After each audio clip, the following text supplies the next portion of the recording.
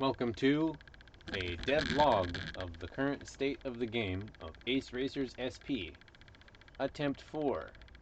So, 2 times my computer crashed, which rarely ever happens. Never twice in one day, unless it happens twice in that day, that's true. And always when I'm doing something culminatively. I finally, and then, oh, my computer crashed. How crazy is that? And then for weeks it won't do it until I'm about to culminate in something again. But so there's some things that I've changed in the game, and the focus of this devlog is going to be the ability of the player to, having placed some objects, they can now connect up to those objects and move them around instead of just deleting them and replacing them. And there's some big advantages to being able to move them around because, first of all, you can see where it is while it's there instead of trying to guess where it's gonna be. And then the other thing too is that you only have one button that cycles through all of the objects you might place. So if you place some different objects, then you want to go and move one over there. You don't want to have to cycle to that object again, delete it and place it a bunch of times when you could just move up to it, select it by connecting it, and then moving it how you want to move it. So I'm just going to go over the game a little bit really quick. The purpose of this game, as you can see from this art, is you're supposed to imagine that you're flying your drone. Maybe you've got your drone. You're going to go to the backyard or to the drone park and you're just going to fly around for fun. Maybe you're going to try to do some courses. Maybe you're going to try to do some freestyle or practice some stunts or something like that. But you're in space and you're using a space drone instead of a quadcopter drone. So here we have this astronaut with his FPV goggles and his antennas, and he's got a 4 joystick controller right here, which is my personal preference for how to control the space vehicles. And then you can see the one that I use actually has more controls than that. I got throttle stick, and I have several sticks on the back, and the sticks can double as 4-button switches, so I have quite a few controls in this small package. My simulator pad, if you will.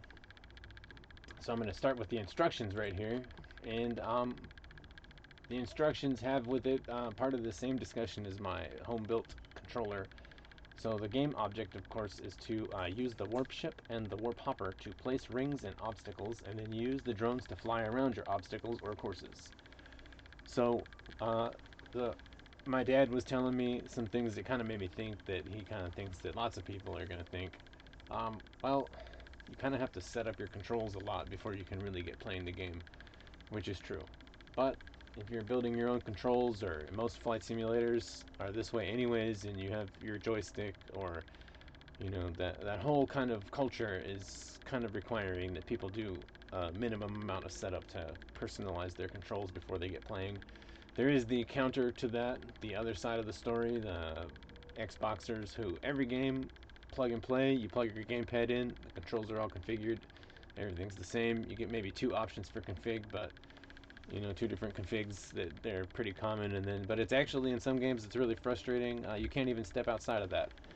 The one that stands out to me the most is a very popular space Newtonian physics game where you have Newtonian physics and it should be such a good game, but you can't configure the controls the way you want. You're locked into a control configuration that's very limited, lacks power. It's like, hey, we got this great racetrack, but you don't have an engine. You just have some stuff you can push around with your hands. So that game is called Outer Wilds. They have like this fun little solar system with gravity, and you accelerate, and there's no friction.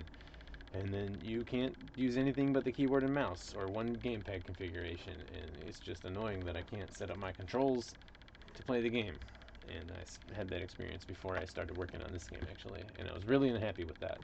So, although it's true, it's a lot of work that you have to kind of come in, and the only default configuration I have in here is keyboard. It actually doesn't support the mouse, but I don't recommend trying to play Spaceship with a mouse. Just keyboard, or maybe get yourself a better controls configuration. But, there's nothing you can really do. It's kind of a lot of work anyways.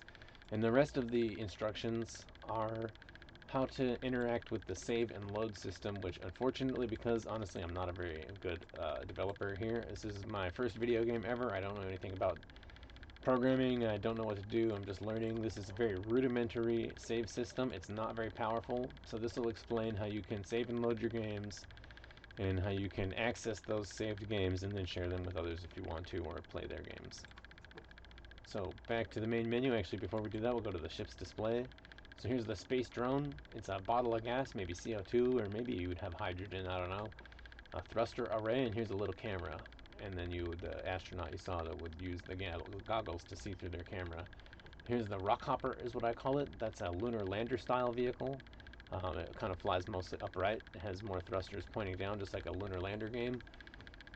I call it a rock hopper, which is a word taken from the Expanse, because although the rock hopper in the Expanse is going from asteroid to asteroid, and mine is just kind of going from rock to rock on the moon, I kind of think the English language works that way, that words can have multiple meanings when they're kind of similar in purpose anyway.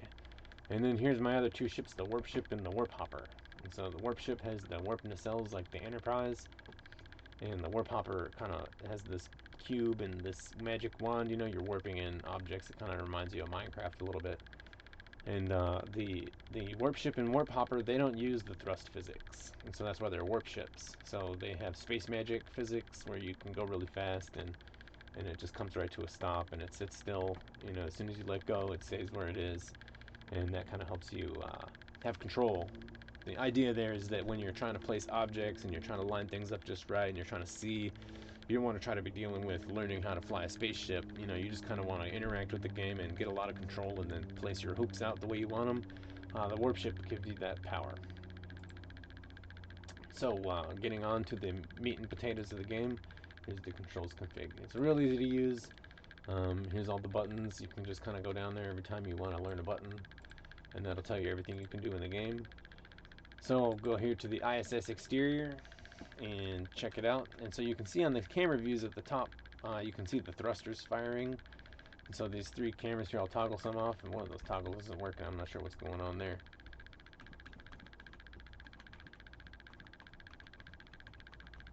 No, they got connected to the wrong cameras. I'm gonna have to fix that. But anyways, you can see that you can see the thrusters firing whilst I still can see through the FPV camera.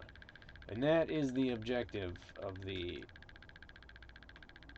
FPV of these little cameras right here. And so here we have the astronaut, and that's who's actually flying me right now. He's over here chilling out in space, and he has himself a 4-joystick controller. And I have my example 4-joystick controller right here. And you've got 4 joysticks, and that lets you play your spaceship all on joysticks. And then he's got his FPV goggles here, and I got this camera right here, and that's what he can see with. And then you can see him out here at the, oops, I bumped into him. I'm out here at the International Space Station, so he's one of these astronauts out here with a drone. He's like, you know, I'm out here at the space station all day, every day.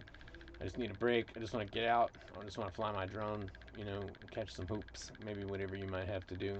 And so then here we're going to go, and now he's going to need to set up his course. And so he's going to jump into the warp ship. And so now, from the warp ship, you actually have a third-person view camera that you can move around and see where you are, and then you can also zoom it in and zoom it out. Now I do want to include a camera like this for the regular space drone, but for now you're stuck with those little cameras only. So if you do want to kind of look around a little better while you're flying the drone, you're just going to have to point the camera. The problem here is that although I could just have this same third-person camera, it's really not very good to fly through this camera, because third-person cameras, they do a lot of damping where the screen kind of waits for a second and then catches up. And you can see actually I have that going on with this top camera here and the 3 stack. But what you don't know is that this camera in the top, I could just put that one on when you're flying the space drone, and sometimes you might look at it and you say, no, it's working. It's working good. But it's not. There's all these really critical times when it goes crazy, you know, if there's an object in the way or something like that, and the camera just goes nuts. So I don't really know what to do about that kind of stuff, so I do want to kind of maybe have that feature available.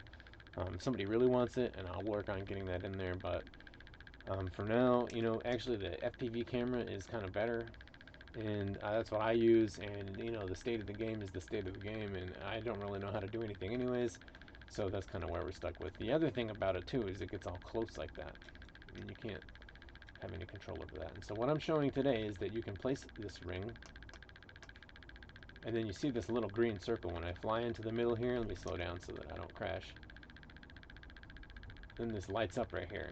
Now, from there, you can delete the ring if it lights up like that, or you can connect to the ring. And now I can actually fly it around.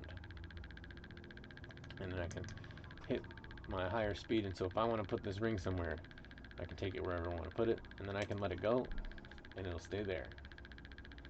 And whatever orientation I connect to it, however I get it to connect, that's how I can drive it around. And so with rings, that's not that important, but with some of these other objects that are in the game, maybe with these big rings, where you have this big object right here, and this is supposed to actually sit on the ground, so now I can go flying around with this big object, and I can kind of see what I got going on. I want to have it sticking out of here. Let me have it mounted to this thing right here. So if I wanted to see from a different angle what I had going on, then I might want to connect up to it, and then I can drive it however I want to, like that.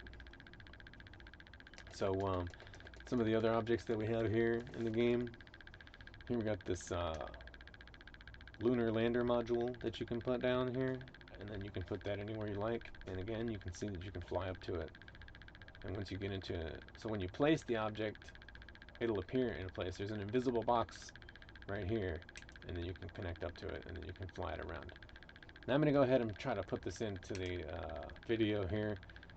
One thing that you get people saying a lot with maybe some other games, like we're going to say Fly Dangerous here, is that people want to have some tentacles. And what I found is that this lunar module, you can actually make some nice tentacles with it. You can just kind of get flying around here, and now you've got yourself a nice tentacle. So how about that? If you love tentacles and you want tentacles in your game, and you're like, man, I just need a game, I just need to have some tentacles, well, this lunar module has you covered. And then you can get out to the space station here, and you can have it being conquered by tentacles, and there can be tentacles everywhere. So what do you know? Have I got it or what? Now, if you wanted to try to move the tentacle, you're a little bit out of luck. If you don't save your game, if you save your game and you reset, then you'll have to reload your game. But if you hit reset and you didn't save your game yet, then actually all of the placements will be gone.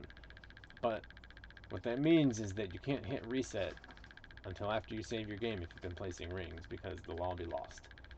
And I'll see if I can figure out another way to go about that, but for now you just need to save your game. And the way to save your game is you pause the game, and then you save it, you type in name, and then when you want to load a game, you hit load, and then here's the list of all of the games that are in this particular scene, and I just type the name here, and then I press load.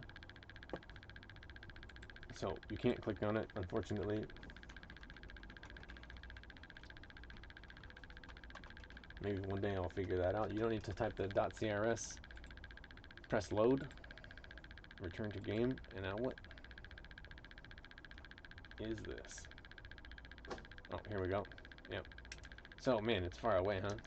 But I can speed up with the VH. And you can see I got some FPV rings over here. And if I want to fly it with a bit more class, you can see that I've turned on half lats. You can see it turning on and off right here. And half lats will make it so that my forward and reverse thrusters are more powerful, which is a little bit represented by having double the amount of thrusters. And then my left and right thrusters, because there's only two, there's actually less power on that. So up to you if you want to play half lats or not. I'm kind of thinking I'm going to try to do a little bit more. I've been playing full lats all the whole time. And then you get flying through these FPV rings.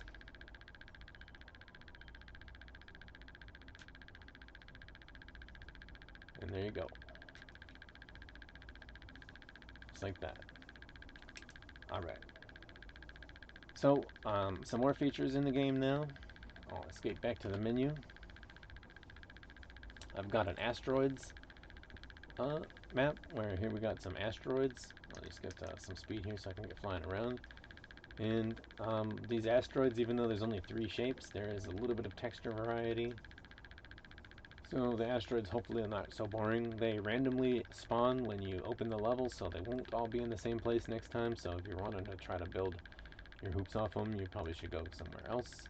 I may try to figure out some placeable asteroids, and then you can kind of place some asteroids out in the open space map. I haven't worked on these placeable asteroids yet, but you know, that might be something I include in the future. But you have to understand that when it comes time for placing objects, I do have like 70 different objects that can be placed, and you're toggling through them with one thumb. So I could try to place a bunch of them.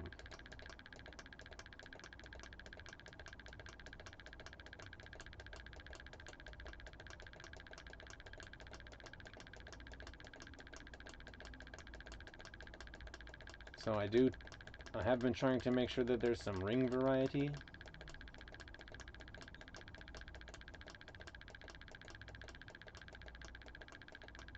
You can place some astronauts there.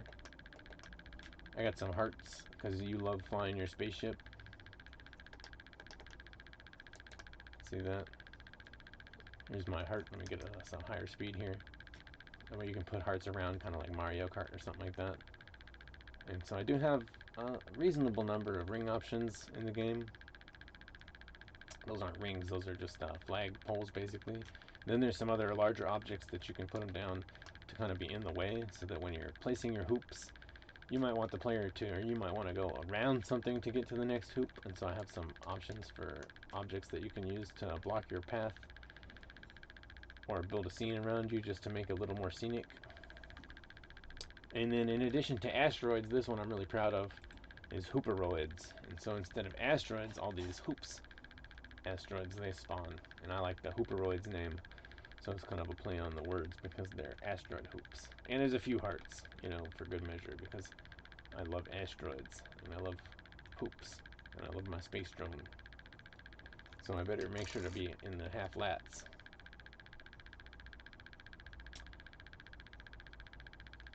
So I guess one of the bugs that I happen to notice is that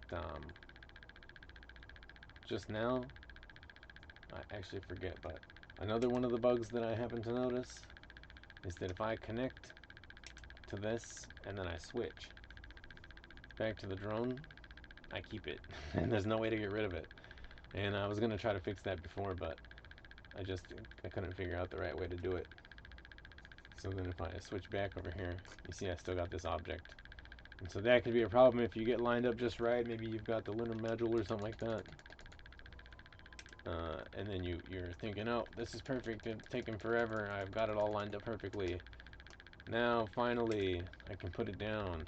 And then you switch to the drone or something like that before you actually let it go.